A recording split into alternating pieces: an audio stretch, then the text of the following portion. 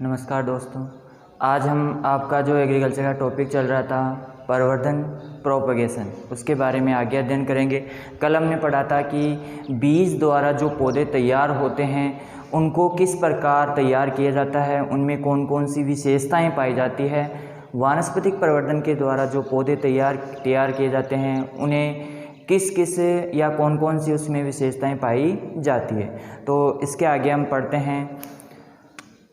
देखो, कल हमने बीज द्वारा प्रवर्धन क्या पढ़ा था? बीज द्वारा प्रवर्धन। और एक पढ़ा था हमने वानस्पतिक प्रवर्धन। अब इनके बारे में, या वानस्पतिक भागों के द्वारा प्रवर्धन। देखो यहाँ पर बीज द्वारा प्रवर्धन और वानस्पतिक भागों के द्वारा प्रवर्धन।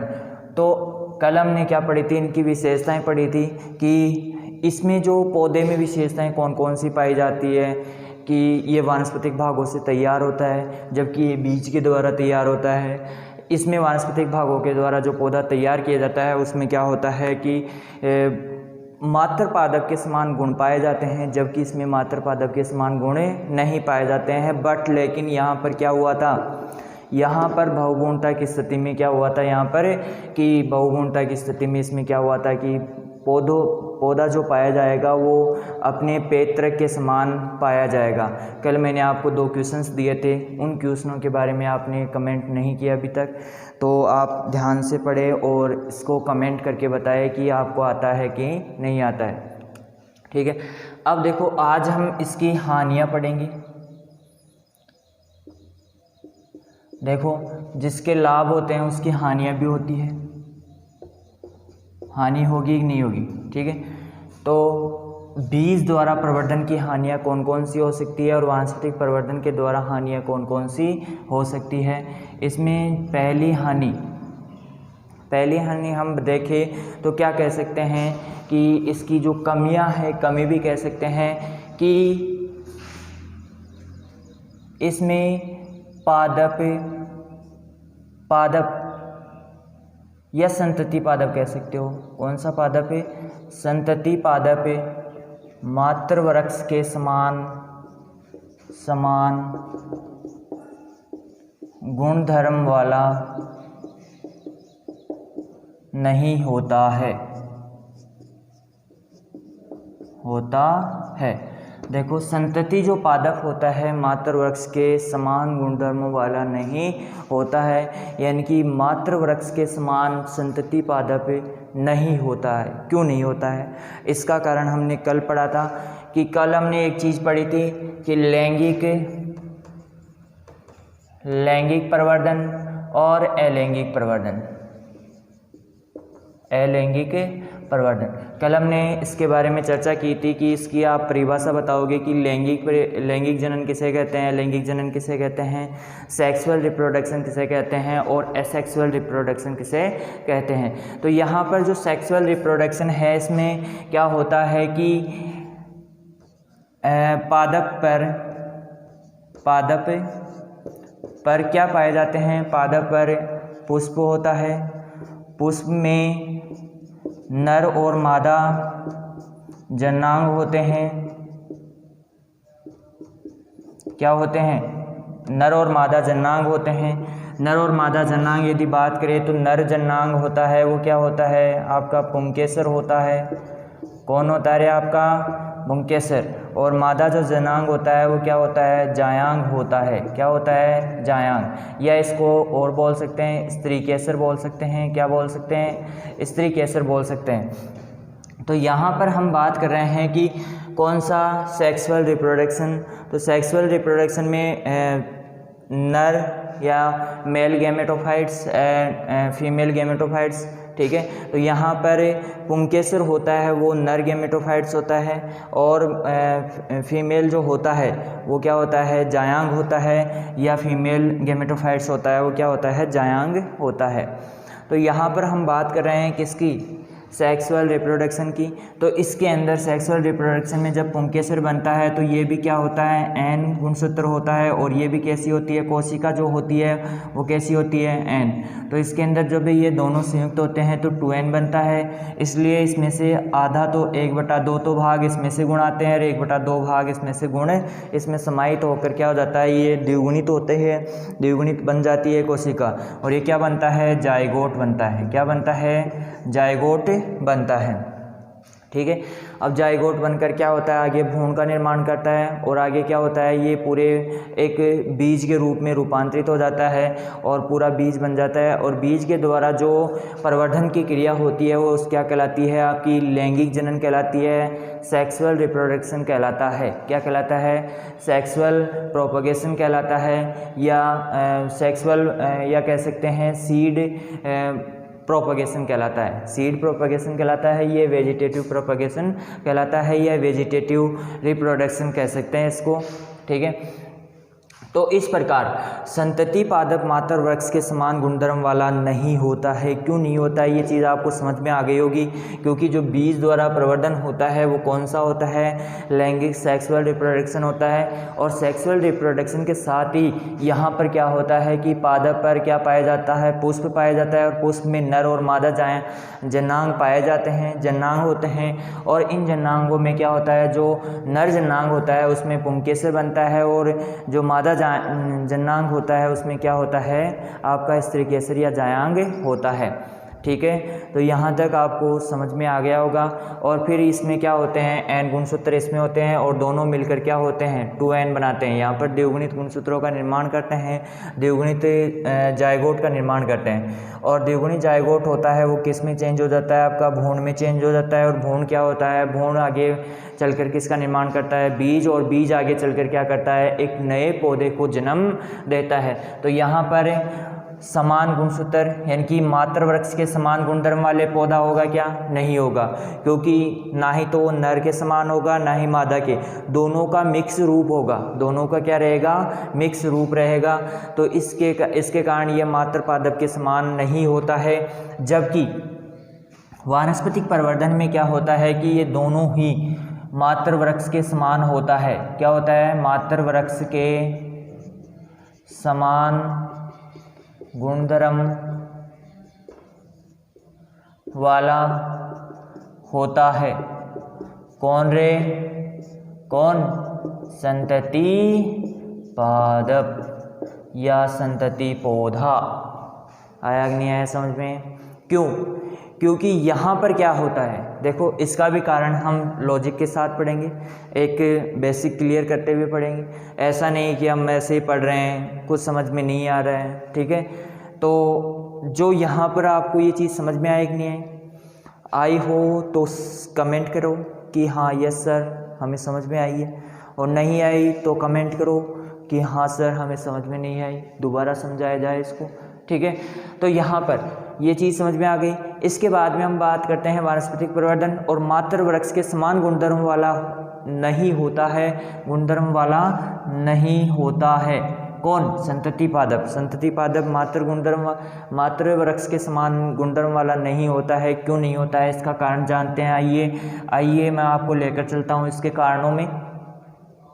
और कारणों में हम चलते हैं तो कारणों में जाने पर हमें पता चलता है कि वानस्पतिक भाग कौन कौन से हो सकते हैं। देखो हम अब पढ़ेंगे अलैंगिक जनन। कौन सा, अलैंगिक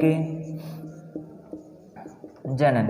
अब देखो अलैंगिक जनन, एसेक्सुअल रिप्रोडक्शन की परिभाषा होती है कि इसमें बीज के बिना, किसके बिना रे, बीज के बिना या बीज के अलावा पादप के किसी भी भाग से, पादप के किसी भी भाग से, पादप के किसी भी भाग से, भाग का मतलब जड़, तना, पत्ती, जड़, तना, पत्ती, तीनों में से किसी भी भाग के द्वारा क्या किया जाए, इसके अंदर यदि प्रवर्धन की क्रिया की जाती है तो क्या कहलाता है, अलैंगिक प्रवर्धन, एसेक्सुअल रिप्रोडक्शन।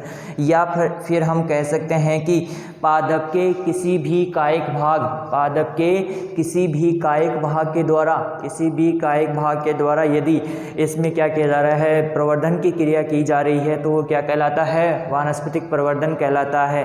तो यहाँ पर हम क्या पढ़ रहे हैं, हानि में पढ़ रहे हैं कि संतति पादप मात्र वृक्ष के समान गुणधर्म वाला नहीं होता है, जबकि इसमें समान गुणधर्म वाला इसमें होता है और इसमें नहीं होता है। ठीक है, क्यों नहीं होता है इसमें, यह चीज़ पता चल गया आपको, और इसमें होता है इस चीज़ का पता चल गया आपको कि क्यों होता है, ये मात्र वृक्ष के समान गुणधर्म वाला होता है। आया कि नहीं आया समझ में? ठीक है, अब देखो इसके आगे चलते हैं हम।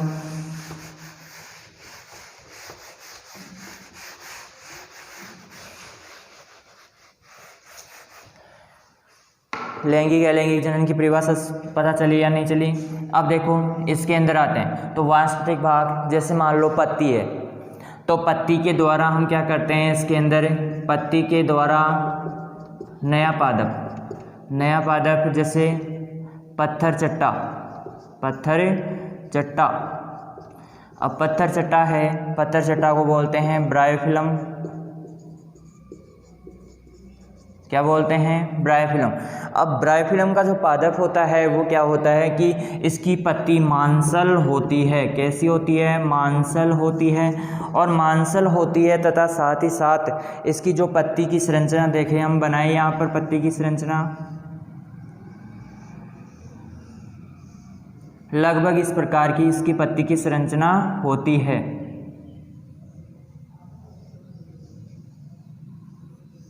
इस प्रकार की इसकी पत्ती की संरचना होती है, और यहाँ पर इस प्रकार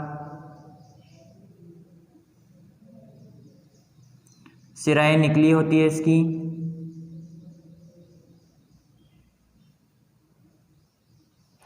ठीक है,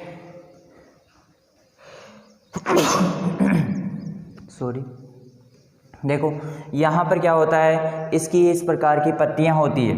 अब जो पत्तियाँ होती है, पत्तियों के अंतिम छोर जो सिराएं हैं, ये क्या है आपका जाइलम वाला पार्ट होता है। कौन सा पार्ट होता है? जाइलम वाला पार्ट होता है। अब पत्ती की सिरा के जो अंतिम छोर होता है, यहाँ पर कलिकाएं पाई जाती है। क्या पाई जाती है? कलिकाएं। और प्रत्येक कलिका क्या करती है? फुटान करके या वर्दी करके क्या करती है? एक नए पादप को जन्म देती है। तो यहाँ से ये पत्ती इस प्रकार से वर्दी करके इस प्रकार से पौधा तैयार कर लेती है। ये कलिका ऐसे तैयार कर लेती है यहाँ पर, ये भी यहाँ पर, और प्रत्येक कलिका क्या करती है? एक नया पादप तैयार करने में सक्षम होती है। जब पत्थर चट्टा जो ब्रायोफिलम है, इसका पौधा जो पत्ती है वो यदि कहीं पर नम मिट्टी में गिर जाती है तो वहाँ पर क्या होता है? ये नया पौधा तैयार कर लेते हैं। यहाँ पर क्या अर्धसूत्री विभाजन हुआ? क्या अर्धसूत्री विभाजन हुआ क्या? यहाँ पर नहीं हुआ, विभाजन नहीं हुआ यहाँ पर तो केवल क्या हो रहा है, जो कलिका है वही फुटान करके क्या कर रही है? वर्दी कर रही है। तो अब आप लोग ये नहीं कह सकते कि इसमें 2n था या n था। क्या था इसमें? केवल गुण जो कोशिका होती है वो द्विगुणित होती है, और द्विगुणित कोशिका होती है, और उसी से क्या होता है? नया पौधा तैयार होता है। तो उसके अंदर कोई भिन्नता उत्पन्न नहीं होती है, वो मात्र पादप के समान गुणधर्मों वाला होता है। यानी कि यदि मात्र वृक्ष क्या कर रहा है? अधिक उत्पादन दे रहा है, तो ये क्या करेगा? ये पौधा भी अधिक उत्पादन देगा। और यदि मात्र वृक्ष से कम उत्पादन दे रहा है तो वो भी क्या करेगा? कम उत्पादन देगा। लेकिन हम जब जो हम बीज द्वारा प्रवर्धन पढ़ रहे हैं उसमें समान गुणधर्म वाले क्यों नहीं होते हैं? क्योंकि यदि हम कम और अधिक उत्पादन देने वाले दो पौधों के मध्य संकरण करवाते हैं तो जो मीडियम साइज का पौधा बनता है वो मीडियम साइज का उत्पादन देता है। यानी कि ना ही तो कम देगा ना ही ज़्यादा देगा। इसका मतलब क्या हुआ? किसी के गुणधर्म आया क्या? कम उत्पादन गुणधर्म आया क्या? नहीं आया। अधिक उत्पादन गुणधर्म आया क्या? नहीं आया। और बीज का एक नई चीज़ पैदा हो गई वहाँ पर। ठीक है, तो इस प्रकार हम कह सकते हैं कि ये समान गुणधर्म वाला नहीं होता है, जबकि ये समान गुणधर्म वाला होता है। आगे एक एग्जाम्पल और ले लेते हैं, जैसे कलम के द्वारा। कलम का मतलब होता है कोई भी पौधे की एक टहनी, कुछ भी ले सकते हैं। जैसे पत्ती कलम है तो पत्ती भी ले सकते हैं, टहनी ले सकते हैं, जड़ ले सकते हैं। किसी के भी द्वारा हम क्या कर सकते हैं? इसके अंदर यहाँ पर कलम लगा सकते हैं। ठीक है, और कलम लगा कर क्या करते हैं? एक नया पौधा तैयार कर लेते हैं। जैसे आप लोगों ने सामान्य रूप से देखा होगा, सहतूत का जो पादप होता है उसके अंदर हम क्या करते हैं? वर्षा का जैसे मौसम स्टार्ट होता है हम क्या करते हैं? उसके अंदर उसके अंदर हम करते हैं कि उसकी एक टहनी निकालते हैं और टहनी निकाल कर हम भूमि में लगा देते हैं। कुछ समय बाद में उसमें जड़ें निकल आती है और जड़ें निकलने के बाद में हम उस पौधे को नए स्थान पर स्थापित कर देते हैं। ठीक है, तो ये चीज़ समझ में आई है आपको। ठीक है, तो यहाँ पर वानस्पतिक प्रवर्धन में किसी प्रकार की कोई भिन्नता नहीं उत्पन्न हो सकती, क्योंकि इसमें क्या होता है, उसी कोशिका के द्वारा नया पौधा तैयार होता है, क्योंकि इसमें अर्धसूत्री विभाजन नहीं होता है। जबकि सेक्सुअल रिप्रोडक्शन में अर्धसूत्री विभाजन होता है, जिसके कारण गुणसूत्रों की संख्या आधी रह जाती है। ठीक है, तो इस प्रकार से इसके अंदर विशेषताएं उत्पन्न होती है। यहाँ तक आपको समझ में आया कि नहीं आया? नहीं आया तो भी अच्छी बात है, और आ गया तो भी अच्छी बात है। आप कमेंट करके हमें बता सकते हो कि हमें समझ में आया कि नहीं आया। ठीक है, इसके बाद में अगली जो विशेषता है उसके बारे में हम चर्चा करते हैं। ठीक है, ये लंबे समय के बाद में फलन देता है। ये लंबे समय के बाद फलन देता है, तथा इसका आकार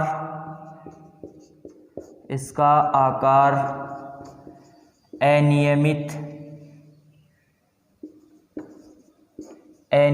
होता है। इसका आकार कैसा होता है? अनियमित होता है। अनियमित का मतलब इसको नियंत्रित करने के लिए अधिक व्यय होता है। क्या होता है? अधिक व्यय होता है।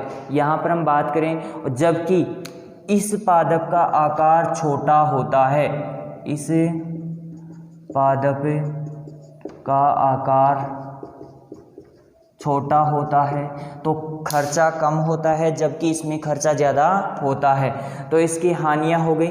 ठीक है, इसमें और इसकी यदि हम हानि देखें, इसका आकार छोटा होता है, ये तो क्या हो गया? लाभ हो गया। यदि इसकी हानि देखें, देखो मैं दोनों चीज़ें साथ साथ लेके चल रहा हूँ। इसका आकार अनियमित होता है, यानी कि बहुत बड़ा होता है। जैसे हम बीज वाला पौधा लगाते हैं तो बहुत बड़ा हो जाता है, जबकि आजकल हम पौधा लेके आते हैं तो छोटे छोटे पौधे ही फलन देते हैं। तो इसका मतलब आकार क्या होता है? इसका नियमित होता है, छोटा होता है, जबकि इसका अनियमित होता है।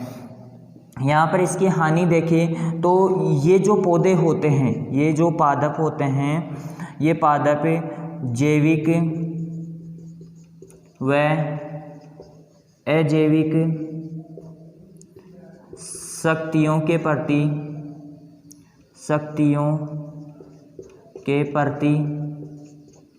कम सहनशील होते हैं। कम सहनशील कैसे? जैविक और जैविक क्या होता है? तो यहाँ पर हम जैविक और अजैविक के बारे में हम कल चर्चा करेंगे। आप इसके बारे में थोड़ा सा प्रयास कीजिए ढूंढने का कि जैविक क्या होता है, जैविक क्या होता है। ठीक है, देखो ये चीज़ें बिल्कुल सिंपल चीज़ है। इस चीज़ को आप ढूंढोगे तो आपको थोड़ा सा पढ़ने में इंटरेस्ट बनेगा। आपको आता है तो आप हमें बता सकते हैं कमेंट करके। इसकी चर्चा हम कल करेंगे। ठीक है, कल के जो अगला वीडियो होगा उसके अंदर हम कल इसकी चर्चा करेंगे। शक्तियों के प्रति क्या होते हैं? कम सहनशील, जबकि ये क्या होते हैं? अधिक सहनशील। ठीक है, कैसे होते हैं? अधिक सहनशील किसके प्रति? जैविक व अजैविक कारकों या शक्तियों के प्रति। ठीक है, जैविक और अजैविक शक्तियों के प्रति क्या होते हैं? ये अधिक क्या होते हैं? सक्षम होते हैं। कौन सा? बीज द्वारा जो प्रवर्धन हो रहा है वो क्या होता है? अधिक सक्षम होता है, जबकि ये सक्षम नहीं होता है। आगे देखते हैं हम। आगे है कि जो बीज वाला जो पौधा है वो यहाँ पर अधिक सहनशील जैविक अजैविक शक्तियों के प्रति, जबकि ये जो पादप होता है ये क्या होता है? जैविक अजैविक शक्तियों के प्रति सहनशील नहीं होता है। अब इसकी एक और हानि देखते हैं कि इससे आनुवांशिक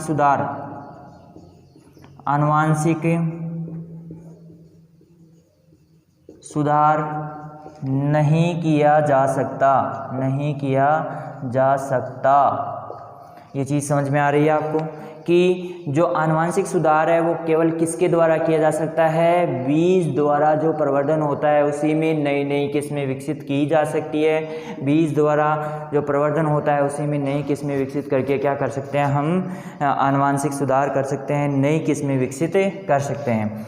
आप इसको नोट डाउन कर लीजिए, ठीक है, और अपनी कॉपी और पेन आपके पास रहना चाहिए, जिसको आप तुरंत नोट डाउन कर सकते हो।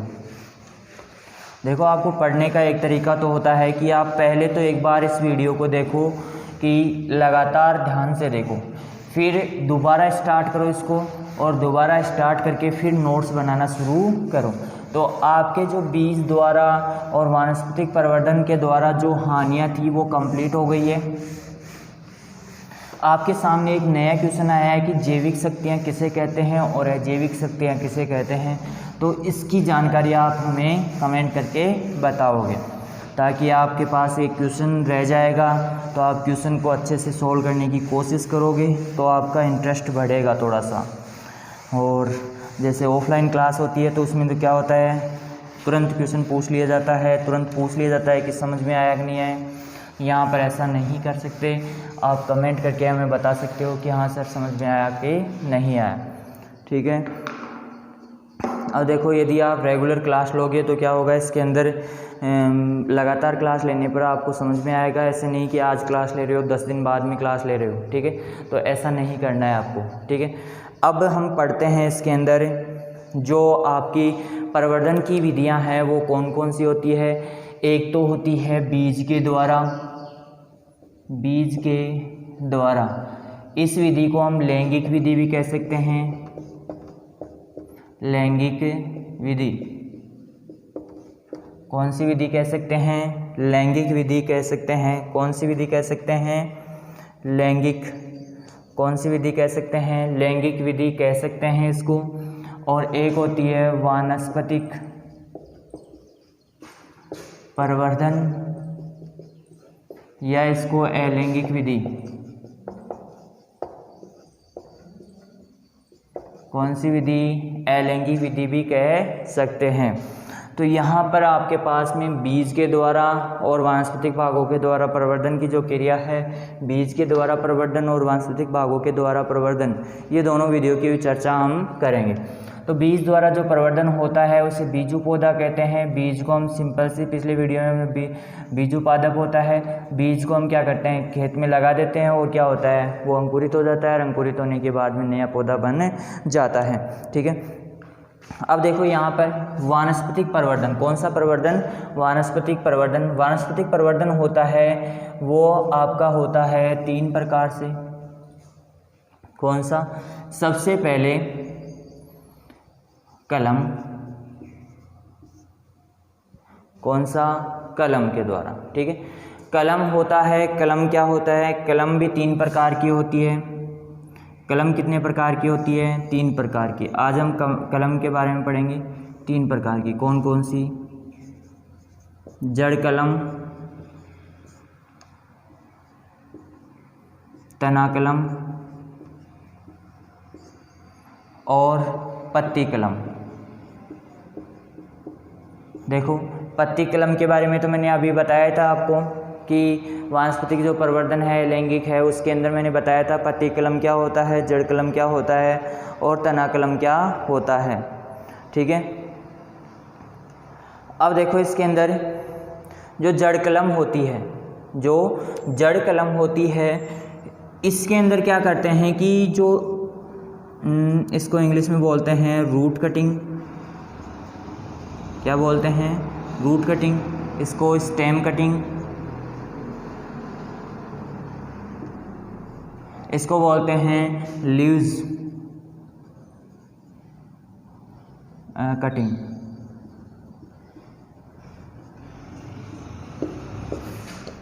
ठीक है।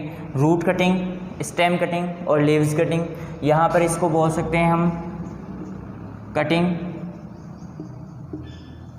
क्या बोल सकते हैं, कटिंग बोल सकते हैं। इसको क्या बोलते हैं, कटिंग बोलते हैं।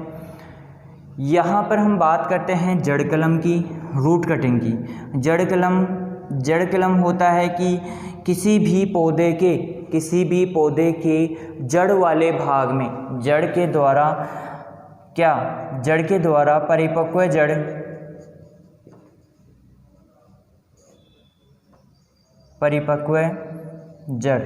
अब परिपक्व ऐसी नहीं कि 10-20 साल पुरानी हो, ऐसा नहीं होना चाहिए। परिपक्व जो जड़ होती है उसकी आयु कम से कम होनी चाहिए आपकी 6 से 12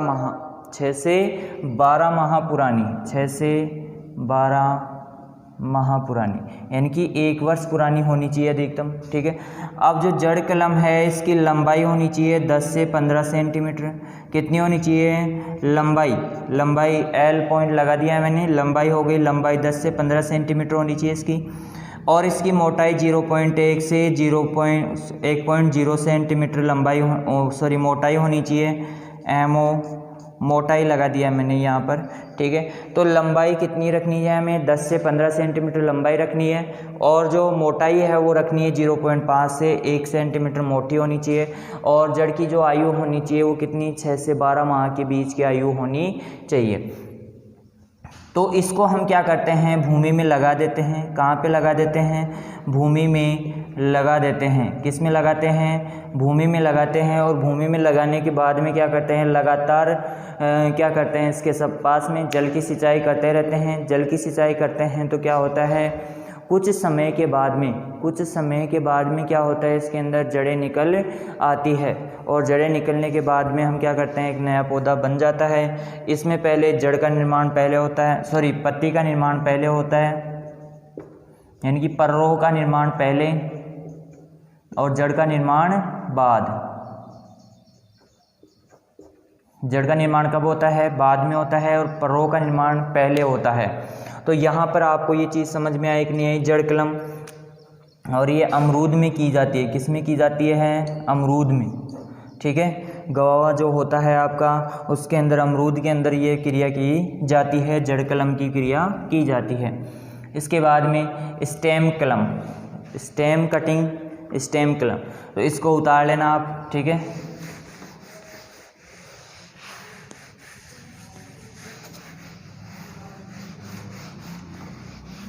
रूट कटिंग समझ में आया कि नहीं आया। स्टेम कटिंग होती है, वो 4 प्रकार की स्टेम कटिंग होती है। देखो, कठोर,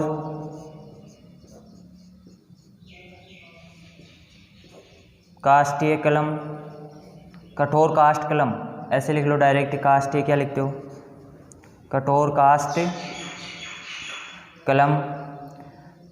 ये हो जाती है आपकी हार्डवुड कटिंग हो जाती है ये। इसके बाद में आपकी हम आगे बात करें तो मध्यम कठोर कलम लिख लो डायरेक्ट। या आप काष्ठ क्या लगाते हो, तो क्या हो जाएगा, मध्यम कठोर काष्ठ कलम। ये लो, काष्ठ भी लिख लो चाहे ऐसे लिखना चाहो तो। देखो, ये सेमी हार्ड वुड कटिंग क्या हो जाएगा, सेमी हार्ड वुड कटिंग। ठीक है। तो इस प्रकार हम मध्यम कठोर कलम, काष्ठ कलम होती है। इसके बाद में हम बात करें जो तीसरी है वो क्या है, आपकी हो जाती है, तीसरी होती है कोमल काष्ठ कलम। ठीक है। कोमल काष्ठ सॉफ्ट वुड कटिंग।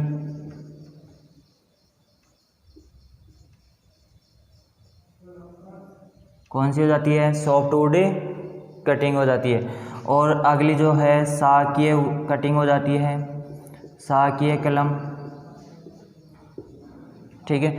तो इस प्रकार से हम क्या कर सकते हैं, इसके अंदर इसको हार्ड वुड कटिंग बोलते हैं, इसको सेमी हार्ड वुड कटिंग बोलते हैं, इसको सॉफ्ट वुड कटिंग बोलते हैं। और ये होती है आपकी शाकीय कलम हो जाती है। ठीक है। और जो शाकीय कलम होती है इसको बोलते हैं आपका, यहाँ पर देखो, कठोर काष्ठ कलम, मध्यम कठोर काष्ठ कलम, ठीक है, और कोमल कास्ट कलम। और इसके बाद में आपका अगला है जो है आपका कोमल कास्ट कलम हो जाता है, ठीक है। इसके बाद में हर्बेसियस कटिंग हो जाती है अगली लास्ट में, कोमल कास्ट और हर्बेसियस का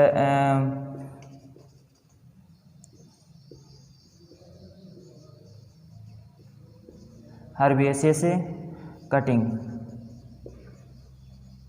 अब देखो आपका यहाँ पर ये चीज़ समझ में आ रही है, कठोर कास्ट कलम, मध्यम कठोर कास्ट कलम, कोमल कास्ट कलम और साकीय कलम, ठीक है। तो यहाँ पर हम बात करते हैं कठोर कास्ट कलम की। कठोर कास्ट कलम होती है, इसकी आयु होती है 12 माह, ठीक है। इसकी 9 से 12 माह आयु होती है इसकी 6 माह की आयु, और इसकी 3 से 4 माह की आयु, ठीक है। यहाँ पर ये चीज़ समझ में आ रही है, ये पूरी 1 वर्ष पुरानी होनी चाहिए, ये कम से कम 9 से 12 माह पुरानी होनी चाहिए, ये 6 माह के आसपास पुरानी होनी चाहिए, और ये कितनी होनी चाहिए, 3 से 4 माह। इनमें अंतर क्या होता है, इसमें पूर्ण रूप से लकड़ी का निर्माण हो जाता है, इसमें लकड़ी थोड़ी बहुत लकड़ी आधी लकड़ी बन जाती है, और थोड़ी बहुत क्या होता है आपका मांसल भाग होता है। इसके बाद में हम बात करें कि कोमल कास्ट कलम सॉफ्टवुड कटिंग, इसमें 6 माह की आधी लकड़ी बन जाती है, और आधी क्या होती है आपकी सॉफ्ट रहती है, कोमल रहती है, थोड़ी पत्तियां ज़्यादा होती है इसके ऊपर बहुत कम, इसके ऊपर मीडियम साइज़, और इसके ऊपर आधी बहुत ज़्यादा होती है इसमें, और इसमें तो बहुत ही ज़्यादा होती है, पूरा ही कैसा रहता है, ग्रीन रहता है, ठीक है। तो इस प्रकार से अब इसकी आगे की जो है क्लास में हम पढ़ेंगे इसको चारों को, कि जो कठोर कास्ट कलम होती है, मध्यम कठोर कास्ट कलम होती है, कोमल कास्ट कलम होती है, साकीय कलम होती है, इसके बारे में आगे अगली क्लास में हम अध्ययन करेंगे। इस चीज़ को आप ध्यान से एक बार अपनी बुक में देखिए, पढ़ने की कोशिश कीजिए, समझने की कोशिश कीजिए, ताकि आपको आगे अच्छे से समझ में आए। यहाँ पर ये बहुत सारे जो क्वेश्चन है, जैसे जड़ कलम का है, अमरूद का है, ये क्वेश्चन आपके जेट में आ चुका है, ठीक है, जड़ कलम का, और तना कलम, पत्ती कलम का भी क्वेश्चन आ चुका है, ठीक है। तो आप जेट के हिसाब से भी थोड़ी तैयार रखिए, क्योंकि अभी जो समस्या चल रही है उसमें सभी के सामने ये समस्या उत्पन्न हो रही है कि जो अभी महामारी जो चल रही है उसके कारण सभी के सामने समस्या है। तो आप थोड़ी बहुत तैयारी करके भी आप यहाँ पर सिलेक्ट हो सकते हो, और इस प्रकार आप इसको ज़्यादा से ज़्यादा पढ़ने की कोशिश कीजिए, इसके जितने भी एग्जाम्पल है वो याद करने की कोशिश कीजिए, ठीक है। चलो अब अगली क्लास में हम इसके आगे अध्ययन करेंगे, जो तना कलम है वो क्या है, पत्ती कलम क्या है, इसके बारे में जानकारी प्राप्त करेंगे, ठीक है।